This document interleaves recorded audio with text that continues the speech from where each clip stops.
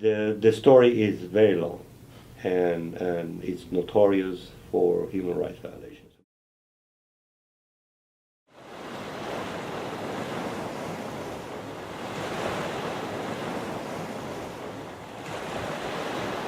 Guantanamera, Guajira Guantanamera, Guantanamera, Guajira Guantanamera. Yo soy un hombre sincero, de donde crece la palma. Yo soy un hombre sincero, de donde crece la palma. Y antes de morir, yo quiero cantar mis versos de la... In December of last year, almost 10,000 people were arrested illegally by the Cuban regime in 1 year. In the last 2 years, they've actually increased particularly the arbitrary short-term detention one. They used to throw you in jail for a long time. Now it's sort of these short-term detention policies. Now these short-term detentions are usually at police stations, local police stations. You're kept there for 24, 48 hours. Sometimes they put you in a truck. They take you, I don't know how many miles, and they drop you off somewhere. But it affects everyone because the purpose of repression is not just the person that you're trying to intimidate or coerce or instill fear, but you're also sending a message to the rest of the population that a certain kind of behavior, political behavior for the most part, is unacceptable, right? So the repression is also not only to repress somebody, instill fear in an individual that has committed or could potentially commit a political crime, but to send a signal to the rest of the country that if you engage in this kind of behavior, whatever that behavior might be, that this could happen as well. So it is to instill, to suppress thinking or behavior or actions outside of what the regime considers to be acceptable. But that's defined by the regime, that's not defined by a court system or anything like that. And if it's not the crime at any given time, the government can make it a crime as they wish, because they just decide that they wanted to punish you. So they can make what you do a crime.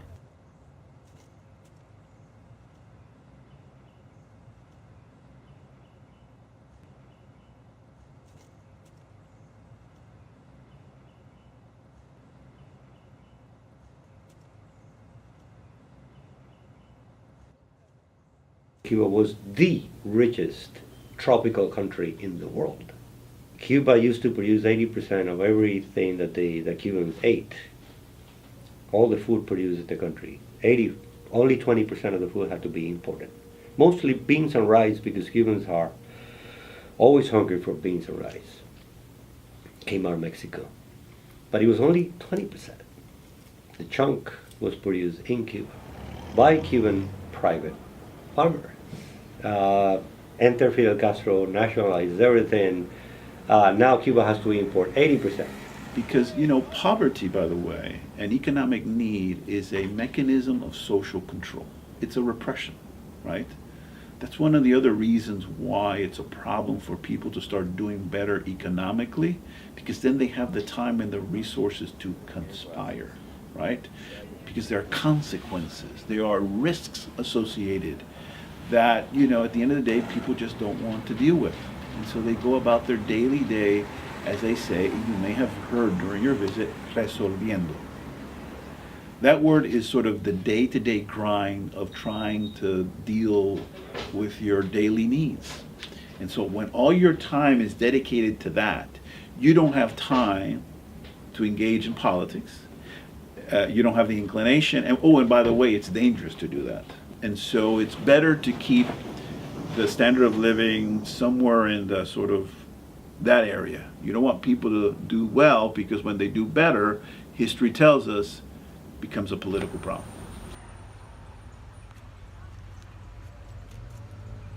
So people rely on money coming from the States, from family members, dollars, remittances that help, and there's a lot of that.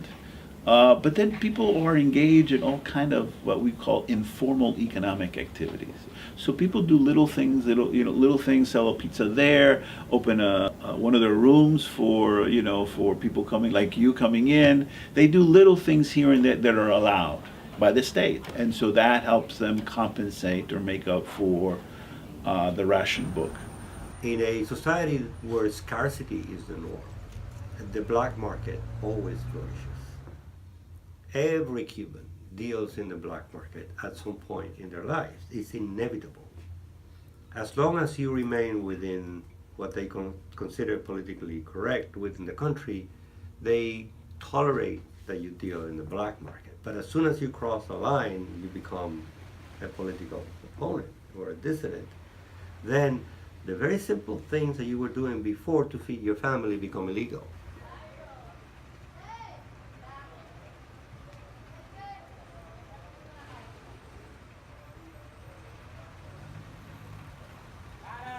If you were selling peanuts in a corner, and this is common in Cuba, you will be sent to jail for illicit economic activity.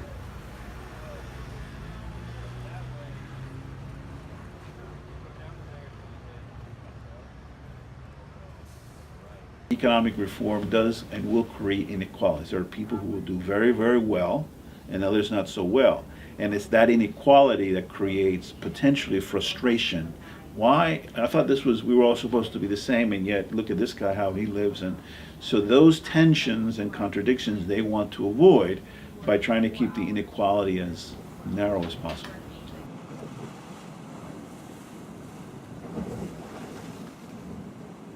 It's about power. Right?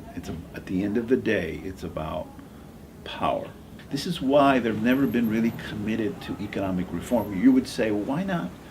Why not be serious about economic reform, right? What does that have to do with politics that could actually, one could argue, increase the legitimacy of the regime because people would be living better? When given the choice, and this is true historically in the case of Cuba, between enhancing or improving the standard of living of Cubans and making sure that they stay in power, they would always pick politics over well-being.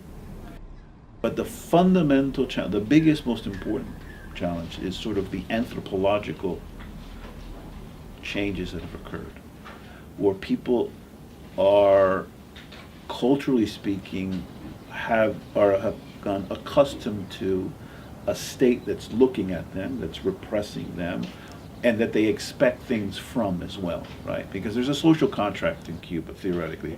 We will provide you free education, the argument is, and a ration, but you provide us with support, loyalty, right?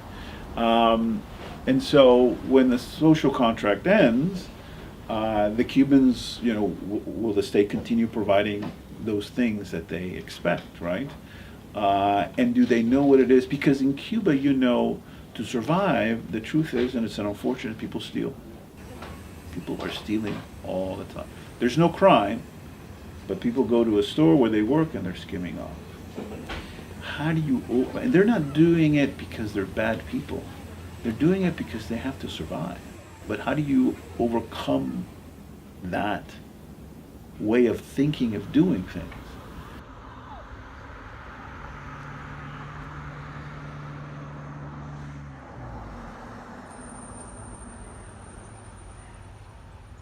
It's a dangerous thing to talk about politics in an open way, in a confrontational way. The idea overall is to create a culture of fear, right? That keeps people within certain boxes or lanes, and people don't move until or unless they get approvals. Now, I'm not even talking about politics now, I'm talking about working in the bureaucracy.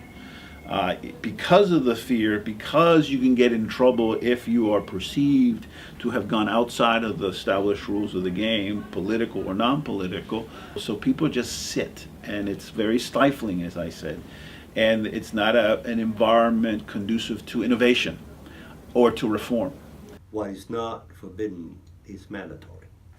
Imagine what it is to live in a police state where you know that the police can come and take you at any time without any legal recourse to that. The population lives under constant terror because they understand the limitations of their own power against an all-powerful state. And because of this sense of fear, this stifling kind of environment, it becomes a challenge, not just in terms of politics, it becomes a challenge in economic development and social arena. Listen, when Google came early and said recently, over the last couple of years, we're going to bring it, we want to expand internet access here.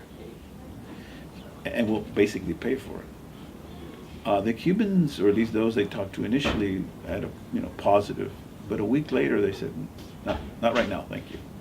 And you say, well, that doesn't make any sense. They're going to do this, they're going to give access, it's going to have an economic impact, and they're going to do it for larger. Why wouldn't they do it? Politics. They don't want Cubans gaining access to information and communicating with one another in ways that could undermine the regime.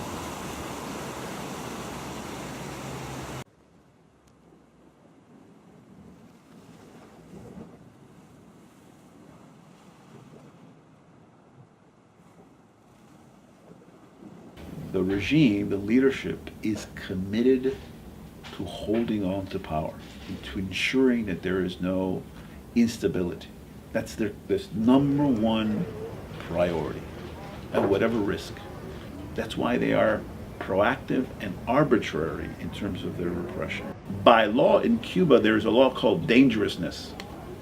And that is broadly defined, but if the regime considers you to be a threat or a danger to peace and stability, I don't know the language of the law, the government can put you in jail, not for having committed a crime, but for suspicion of being in the process of committing a political crime. This is why you have these arbitrary, I call them proactive or preventive repressive measures.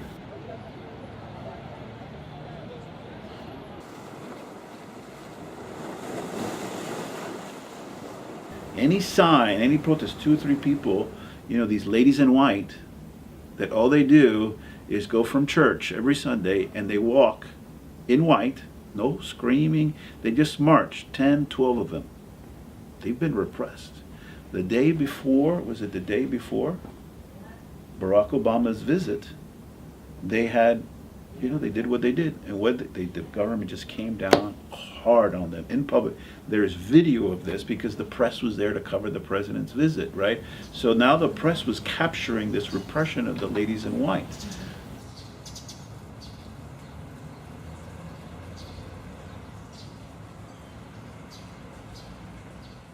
I was sent to prison because I tried to escape the country by boat. We were arrested by the secret police, and they were wearing the secret police uniform, and there was a uniform for the secret police specifically. Everybody knew what the uniform was. They had the name here. They were traveling in cars, official cars, marked by the secret police, and we were taken to the secret police headquarters in Havana. Everybody knows what it is. And then the legal process followed. The legal process is what I explained before. You get the lawyer can do anything, the state decides what to do with you. But they follow the mockery of having you sign the paper saying, okay, you're here because of this, because of that.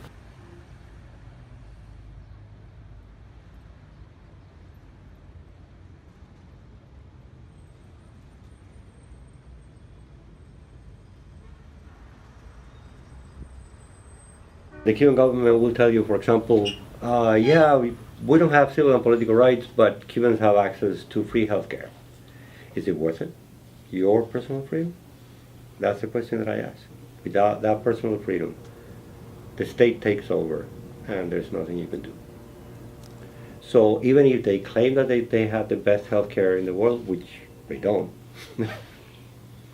if you find a flaw in it, you cannot denounce it because you don't have the freedom to it. Once Cubans have the freedom to choose, they will take care of whatever needs to be taken care of. And that's a freedom they don't have now.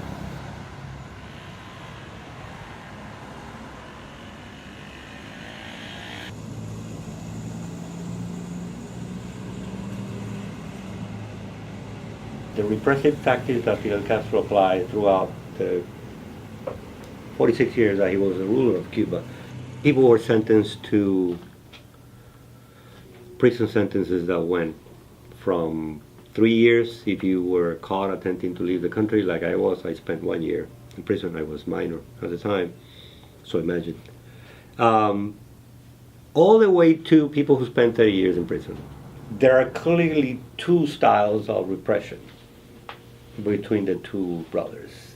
But Raúl understood that the Soviet Union was no longer here, so he eliminated that formalistic totalitarian repression model. He adopted a model that is more difficult to follow. He arrests political dissidents, released them 2 days later. There are no long prison sentences. So Amnesty International cannot go after the Cuban government saying, you've had so-and-so in prison for 20 years. There are still a few of those, but very few of those. So his system is more geared toward maintaining terror in repression, but at the same time trying to escape the consequences, the international consequences of the application of that repression. But it's difficult because that second generation or third generation of leaders, government leaders in the country, have not really pronounced themselves. It's dangerous to pronounce yourself, right, outside of what is acceptable. So these guys have kept a pretty low profile. So it's hard to say what their thinking is, but that will have to be developed and articulated once Raúl and others like him pass from the scene. On the part of the international community, when Cuba not only is not criticized, but is invited to serve on the Human Rights Commission of the United Nations, that's a problem, right? And there's got to be a sort of clear public recognition of the systematic abuses of human rights. Only Cubans can solve the problem. The problem in Cuba is not the U.S. policy. The problem in Cuba is not an economic problem. The problem in Cuba is a political problem. Cuba has been ruled by this gang of mobsters for too long. And until there is the freedom for Cubans, for average Cubans, to decide who rules and who doesn't, the country will not prosper, because everything depends on the political environment. But I owe it to my father, to my uncle, and to the many people that I have met that lost their lives trying to bring democracy back to Cuba. I owe it to them, because my father died almost 20 years ago, and my uncle died a few years later, and they never saw what they wanted after spending their entire lives fighting for it. And it's quite simple when you look at it. All you want is for Cubans to be able to decide the kind of government and the kind of economy that they want. That is all.